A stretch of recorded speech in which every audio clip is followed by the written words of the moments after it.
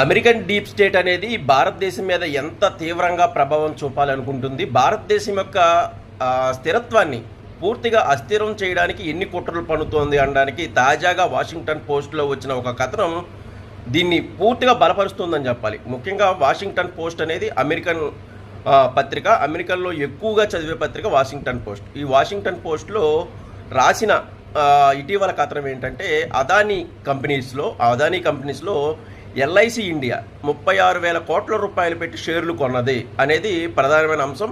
దీని వెనుక కొందరు కేంద్ర పెద్దలు కావాలని ఎల్ఐసితో షేర్లు కొనిపించారు అదానీ కంపెనీల్లో అనేది మరో పెద్ద వివరణ లేకపోతే ఆరోపణ అని చెప్పొచ్చు. అంటే అదానీ కంపెనీలు అంటే కేవలం కేంద్ర ప్రభుత్వ కంపెనీలు లేకపోతే కేంద్ర ప్రభుత్వ పెద్దల కంపెనీలు అని చెప్పడం, దాంతోపాటు ఎల్ఐసి అనేది ప్రజల యొక్క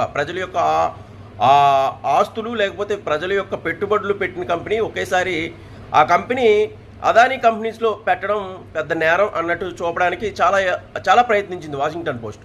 కానీ గొప్ప విషయం ఏంటంటే ఎల్ఐసి ఇండియా అనేది కేవలం అదానీ కంపెనీలో మాత్రమే పెట్టుబడి పెట్టలేదు. రిలయన్స్ ఇండస్ట్రీస్లో 1,30,000 కోట్ల రూపాయల వరకు పెట్టుబడులు పెట్టింది షేర్ల రూపంలో.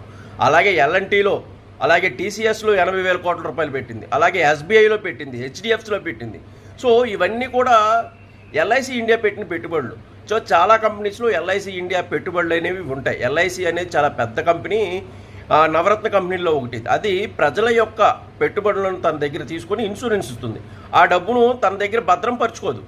వివిధ కంపెనీల్లో పెట్టుబడులు పెట్టి ఆ పెట్టుబడుల ద్వారా వచ్చిన లాభాలను ఆర్జిస్తుంది. సో ఇది ఎల్ఐసి యొక్క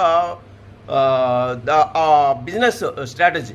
సో అంతేగాని ఎల్ఐసి ప్రజల డబ్బును సేకరించి తన దగ్గర పెట్టుకోవడమో లేకపోతే బ్యాంకుల్లో వేయడమో కంటే పెట్టుబడుల రూపంలో ఇతర కంపెనీల్లో మంచి కంపెనీల్లో పెడుతుంది. సో అదానీ కంపెనీ అనేది ఇండియాలో గ్రోతబుల్ కంపెనీ. సో దాంట్లో పెట్టుబడులు పెట్టడం తప్పే ఉంది.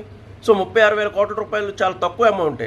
సో రిలయన్స్ ఇండస్ట్రీస్లో అయితే 1,00,000 కోట్లకు పైగా ఎల్ఐసి పెట్టుబడులు ఉన్నాయి. సో ఇదంతా ఎందుకంటే కేంద్ర ప్రభుత్వాన్ని ఒక బదనాం చేయాలి, కేంద్ర ప్రభుత్వాన్ని మోదీని బదనాం చేయాలి. దీనివల్ల ఏమొస్తుందంటే అమెరికా లాంటి అత్యున్నత దేశానికి భారతదేశం యొక్క గ్రోత్ ఇంజిన్ మొదలైంది కాబట్టి భారతదేశాన్ని అస్థిరపరచాలి. మరోసారి మోదీ గారు వస్తే భారతదేశాన్ని ఆపడం ఎవరి తరం కాదు. కాబట్టి ఖచ్చితంగా ఇండియా యొక్క గ్రోత్ను అడ్డుకునేందుకు లేదా ఇండియా యొక్క వృద్ధిని అడ్డుపడేందుకు లేకపోతే కేంద్ర ప్రభుత్వాన్ని బదనాం చేసి ప్రజల్లో ఒక భూతంలో చూపేందుకు అయితే అమెరికన్ డీప్ స్టేట్ అనేది చాలా కీలకంగా పనిచేస్తుంది. దీన్ని చదువుకున్న వాళ్ళు బాగా అర్థం చేసుకోవాలి. వివిధ రకాల జర్నలిస్టులు కూడా ఆజ్యం పోస్తున్నారు. సో కాబట్టి